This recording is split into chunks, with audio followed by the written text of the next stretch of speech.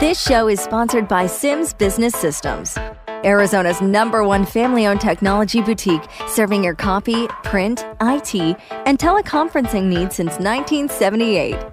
Smartify your business with Sims. Welcome to Exposing Entrepreneur Secrets. I am Shawn Sims Bradford. I am your host, and this is the show where we get into the secrets of how business owners started their successful businesses, the challenges they face, and how they overcame them, and we get to know the business owner, heart, mind, and soul. And I am thrilled today to have two amazing ladies with me in the studio, Holly and Megan, co-founders of the Odyssey Preparatory Academy in Buckeye, Arizona. Welcome, ladies. Thank you. Thank you for being here. It's an absolute honor. You have an amazing story, and I am so excited to get into it.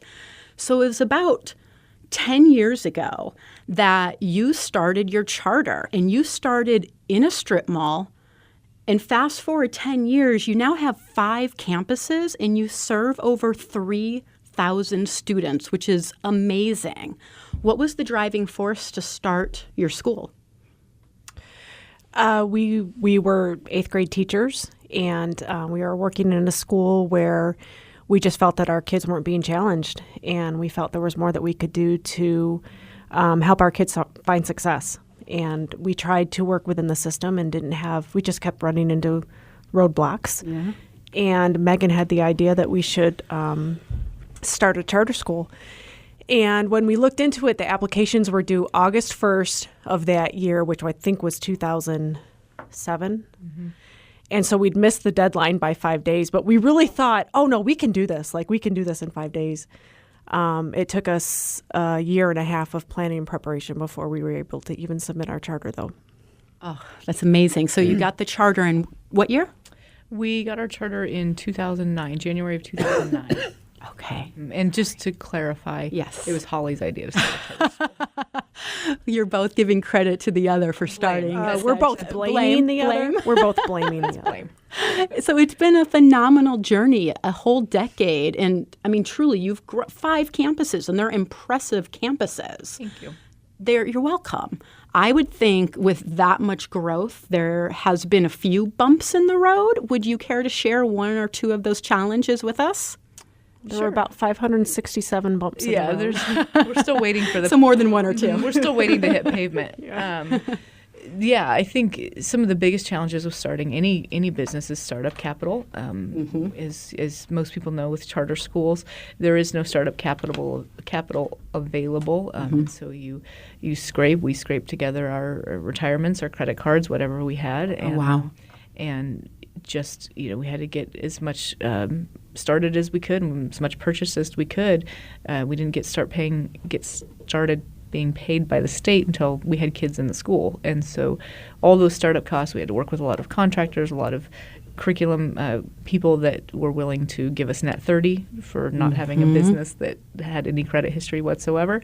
And we just had a lot of people that were willing to help out. The community really believed in what we were doing, and we had parents painting rooms and donating things, and just getting a location and getting off the ground was probably the most challenging and stressful thing I think that we faced. Ever since then, it's been little challenges along the way as we've grown. Building is always a challenge. We've got construction, 5 buildings that we've constructed, and that's always been a challenge, especially for teachers. That's not our forte. It's not what we do. We're good at it now, but learning curve was huge. How did it feel? You must have felt like you were absolutely doing the right thing when you had all of that support, because like you said, you had to put in your credit cards, your retirement funds, your own funds, ask people to basically just trust you and give you credit. How did that feel to have so much support? Did that validate everything that you wanted to do? Yes, absolutely. And we were very naive. And I say that in a way that we feel blessed we were so naive. Because had we known how hard all of this was going to be, had we known what the next roadblock was going to be, I'm not sure that we would have continued. And so that being that naive and trusting really did help us in the moment. I will give major shout out to the community of Buckeye, Arizona, because we would not have been this successful anywhere else. We would not have had the people behind us to get this going anywhere else. Buckeye truly is a very incredibly special place. And the people there are just absolutely amazing and supportive. And without them, we wouldn't have been as successful as we were. That's amazing how much came together. And it sounds like every challenge you've had, just the community, your heart, your soul, your vision has really gotten you through. Is there anything else that you would attribute to helping you overcome all the bumps? I would say that, one of the fears I think any entrepreneur or anybody that starts anything is you have a fear that nobody's going to buy into what you do. Yeah. And we got very, very lucky with our first year staff. We hired amazing teachers who bought into our vision and our mission and took it so much further than we had even imagined, even in that first year. Well, and it's important to note, we had 25 staff openings and we had 26 applications. Yeah. Oh, wow. That's an interesting fact. Yeah. That's pretty amazing, too. So we pretty much had to hire everybody who applied. Yes. And for all those people who will hear this, all of you that we hired, we still wanted to hire you just because you were the only one. We were so lucky. We just lucked out with how great of a staff that was, and they built the program for us, and we couldn't do it all, and they bought into the mission, the vision, and we still have at least 10 of those 25 original staff members that are still on board with us. They remember the strip mall days, and yes, and it was interesting. One of the things I think from an entrepreneurial lens, or from anybody starting a business, is that phone call that we had to make to the 26th person that didn't get hired. Heartbreaking, devastating. I think we had to draw straws for who had to call that person and say that we weren't going to hire you. That was not anything that she or I were used to, and still that's one of the hardest parts of the job, is letting somebody go or not hiring somebody that you really like. They're just not a good fit. So that's a tough part of running your own business. I can imagine. And one thing on your website, and this will probably speak to that culture that you're creating for who you decide is a really good fit. Your website is amazing, by the way. When you log on, you have this awesome 360 view of your campuses. And I was first drawn to the video about you being an IB school. Can you tell us what IB stands for, please? International Baccalaureate. Thank you for pronouncing that for me. And the video is incredible. You have teachers and students alike talking about what it means to be an IB school. And there is a quote that I wrote down that I want to read that just warmed my heart. I hope I can find it on here. It basically said that your teachers, your staff, are guiding students to success. However, the student has ownership for their success. And as a parent, I thought, yes. How did you decide to become an IB school, and how does that really drive the culture of your school? We had a few ideas going in about an overall idea for culture and curriculum when we started. And I had a teeny tiny bit of experience. I worked in an IB school for a couple of years before I moved out to Buckeye, but I was not an IB teacher. And I had a glimpse of the amazing opportunities that these kids were given to see a completely different worldview. Mm-hmm. And so when we started to do our research, I said, I'd really like to look into this IB thing. Yeah. And we really liked everything that it represented. It's a very globally minded approach. And we celebrate diversity. And diversity is probably the most important thing that we strive for with every single thing that we do, and intentionality. And those two together really made IB work for us, because it really brings such a different lens to education for children than just kind of what we're maybe used to, with emphasis on testing and emphasis on getting the answers right. This is a way for kids to really explore their own identity and learn about, vast cultures around the world, and how we all come together in this one little time, in this one little place, to find whether it's success for yourself or helping other individuals, or how we can spread our knowledge throughout the world and how we can learn from the world to be better. And then to, at the end of the day, compete in the marketplace, because our kids are going up against, kids from all over the world for jobs. So we had to prepare them. Long-winded answer. Sorry about that. No, it's a beautiful answer, and I'm hanging on every word because, again, having children, I'm like, that's exactly what I want as a parent, completely well-rounded, global-minded, and to explore who they are while they are still learning skills to compete. And on that same token, I learned that you are all through the IB program going to Africa as a field trip to improve the water there. Yes. Can you tell me a little bit about that? Sure. We started with that program. We partnered with what was at the time a nonprofit organization called Water is Life. Mm-hmm. And she found us. She, the Water is Life founder, heard about our school and read our mission and our vision and said, I think Odyssey is going to be a good fit. Here's what I'm doing. I'm going and I'm pairing schools and churches with like population-sized villages in Ghana. And we have found a village that matches your population size and would like you to become a sister village. And we have this long-term plan for sustainability. It starts with filter straws. So right now, these kids are walking a mile every day, multiple times a day, back to a very filthy water source and bringing in the water. And so the consequence of that is they're missing school, they're missing a lot of things, and they're not drinking safe sanitary water. We'd like to get them all filter straws, and they had designed a filter straw, and so that was the first goal, is to get filter straws in the hands of everybody in the village. And so we had our students raising money. We had big kickoffs for the fundraising. I remember they volunteered me to make the water. They made the water as dirty as they possibly could, and then I stuck the filter straw in there and drank it. And Nice. It was an interesting taste, but it was safe and it was sanitary, and it just tastes a little like charcoal. So we got straws. We sent those over there. We've been sending books, but the goal was sustainability. So we had raised enough money over the 8 years to place a solar pump in a well, or a pump and pipe the clean water. So we actually went over 2-3 years ago, and we got to see the well turn on. We got to see the pipe and everything in the spigot, and it came out into the middle of the city center of the village. And we had some students with us, some scholars that got to see that, and they helped dig the well, they helped dig the piping, they helped lay the cement, they helped put the solar panels up.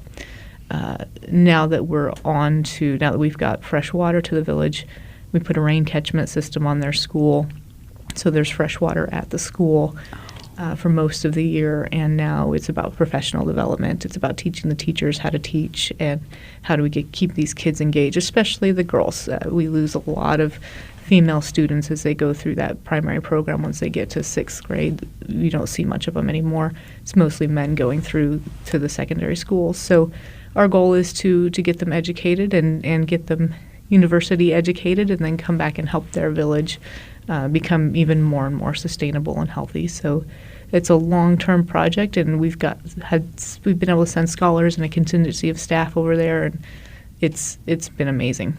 It's been an amazing journey. And I'm sure anybody listening now has tears in their eyes like I do, because it's incredible. And when you talk about an IB program and developing students that are globally minded, this is what it's all about, understanding how other people live through, like you said, a different lens, Holly and Megan, hearing that journey when it's so much more than what I thought, starting with you all developing the straws and sending them over and actually getting to see the growth of this community and partnering. It's like a pen pal program from when I was a kid times a million. What is the impact that you see from your kids that get to be directly involved? How have you seen their mind and their hearts open? Well, personally, my son has been with me twice. He came as a sophomore and as a junior, and that it's changed his life. He's then gone since to Haiti to work in an orphanage, and he plans to do either Peace Corps or something like that, where he travels and just works and doing humanitarian things. So it's basically changed his life. The other scholars who've taken over have had the same. One is going into the medical profession. They just seem to appreciate so much what they have. They come back with a completely, really very little tolerance for first world problems anymore. Interesting. The nonsense of high school becomes so petty to them very quickly. And so we've seen them, they come back and they present to the school and they present to their other scholars. And I think next year we'll be taking the biggest contingency. The most we've taken is 3 at a time. Because the travel does get a little tricky, but I think we'll be taking 5 or 6 next year, and we hope to continue to expand that as we get more comfortable with the area and get some permanent structures built. That is beautiful. And it sounds like, too, they're really able, like you said, to come back and be these huge leaders that are going to make changes, they're already making changes, and you're providing that platform. That's incredible. Thank you. I want to move on to something else that caught my eye is you have a really cool summer camp. I mean, it's just, there's so much. I don't even know. Tell me if I'm right. I saw there's a summer camp and it's focusing on a STEM program where the kids leaving with robots that they have made. Is that Camp Invention? Yes. We can't take any credit for that. I mean, we can. If we want to. Camp Invention is a different organization that, they pair up with schools all over the state, probably all over the country, and they just provide, not just, I don't mean that. It's very significant what they're able to do, but they're the ones who really come in third party and they get kids excited and interested and give them the opportunity to see application of math and science, doing fun, what math and science really, what you can do with that. But that's a different organization that just happens to provide something for our kids to do in the summertime. That's super cool. They do hire our teachers. Our teachers typically run it, and our older students typically work as camp counselors. And my kids have been through Camp Invention a few years, and they really enjoy it. It's great. Oh, that's exciting, too. Yeah. Okay, very nice. Another area on your website that I got sucked into and kept wanting to learn more about, and correct me if I'm wrong, but I believe last year all of your teachers receive raises, and I read a bit about that on your website, and I believe it was the percent, was it 7.9%? I believe it got close to 10. Yeah, it was. Nice. It's a little bit misleading. I'm going to sound terrible right now. Math is weird. Yeah. So every single one of our staff members received a 10% raise. Incredible. But when you do math Yes. and you take existing salary, new salary, and all of our different salary levels for teachers with experience and how long they've been with us, the overall percentage looks less, but every single one of our staff members got a 10% raise last year. That's incredible. So how have you found that has either added to your already existing culture or increased it? What has that done for your teachers in your school?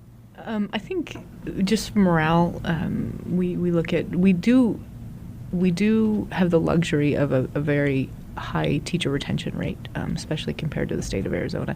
So we already had a great culture that teachers wanted to teach in and be part of. The 10% raise validates what they do every day. And every year we were able to give a 3% raise, even though it wasn't funded by the state, just because we know as teachers there was nothing more frustrating than putting in a hard year's work and seeing less in your paycheck the next year because your cost of living goes up and your salary doesn't. And so we've made it a priority to make sure we get as much money into the teachers' hands as possible. And we continue to hold on to a lot of our good quality teachers because of it. And some of our teachers that have been with us a while are well above the state average. And we just want them to know that if they stick with us, and especially the ones that stuck with us from the beginning and didn't really know what was happening and what was going on and how successful or not successful our business and our school was going to be, we want to reward them as much as possible for sticking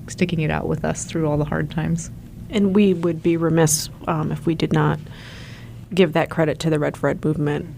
That was legislatively, the governor approved 20% raise over 3 years, and that was a direct response to the Red Fred movement last year. So big shout out to what they were able to accomplish. That's awesome, and it's commendable to see how quickly it translated to getting to the teachers' pockets. Mm-hmm. And I love hearing from you directly how that has helped with retention. And I know there's some other things you two are doing as well that's helping with retention. If there's any other secrets there that you'd wish to share, I'd love to hear. Well, we were teachers. We were classroom teachers, and unfortunately there were times when we were those teachers who were sitting in the lounge complaining about our environment. And copy machine. So we decided if we ever had the opportunity... It was not a Sims copy machine. It was not. We fixed that. To have our own school, that we would never have a broken copy machine. We would never be out of toner. We would never be out of paper. I love it. And that professional development would be valuable, and that our teachers would have time in the day for planning, because the reality is planning and preparation is the most important part of education. If a teacher doesn't have time to plan and prepare, they won't have good lessons. Kids won't be engaged and they won't learn. And so we were always, just struggling to find time to collaborate and time to plan. And so I would say that even when we don't, starting salaries aren't great in Arizona, and for new teachers, the starting salary may not be great, but the other benefits, all of our teachers have two prep periods per day. On Fridays, the kids don't go to school, but our teachers have the whole day Friday for collaboration, for professional development, for planning, nice. For grading, for calling parents, and so our teachers really are able to come refreshed on Monday to work and have the bulk of their planning done. That's probably, I would say, the biggest thing that keeps our teachers keeps that morale up, is having that time to plan, and then having a collaborative team, caring and collaborative team, where everybody's just on the same page, everybody's in it for the right reason, and we give our teachers the freedom to explore, the freedom to create, the freedom to really be have as exciting lesson plans as they can, to get their kids engaged and always learning. That's, again, incredible. And I keep hearing a common theme of support from the community, support from the founders. Everybody is feeling support, which translates down to the students who are having this experience that is just filled with this compassion, creativity, innovation, and support. And it's incredible. So thank you for sharing all of this. I have one or two more questions. My next one is, what would you say to somebody new starting a school? What one or two pieces of advice would you give? Don't do it. Don't do it. Lots of hard work. Mm-hmm. And then after that, what would you tell them if they're insistent? Get good people around you. Mm-hmm. Get good people around you. Build an organization that is that you've built a tribe that everybody buys into your mission and vision. Stay focused on your mission and vision. Don't listen to all the detractors. It's very easy to have.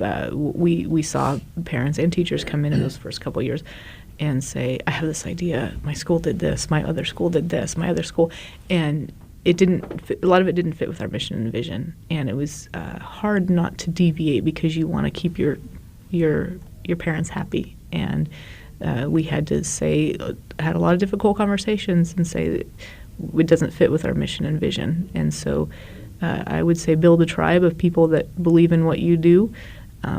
Don't be afraid of the detractors. Mm-hmm.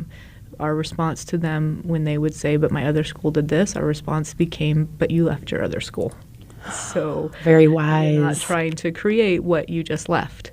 We're doing something different. And so my advice is once you have determined that you are going to do it and haven't been talked out of it, then don't let anybody stop you. Beautiful life advice for anything that you're wanting to create. And I love that quote. Don't try to create what you just left behind. Right. My last question is, what is next for Hallie, for Megan, for the Odyssey Preparatory Academy? What is next in one or two sentences? Well, Sean, we're a nonprofit. So we don't have an ex. We will be here till we die. Yes. I love it. You ladies are inspiring, and that is my whole mission with this show. So thank you for spreading your incredible inspiration. I know anybody listening to this is absolutely inspired by what you ladies are doing. So thank you so much for coming. If you would all like to learn more about Hallie and Megan's campuses of schools, you can go to their website, odyprep.com. Again, that's odyprep.com, and you can learn all about their schools, the Odyssey Preparatory Academy. Thank you, ladies.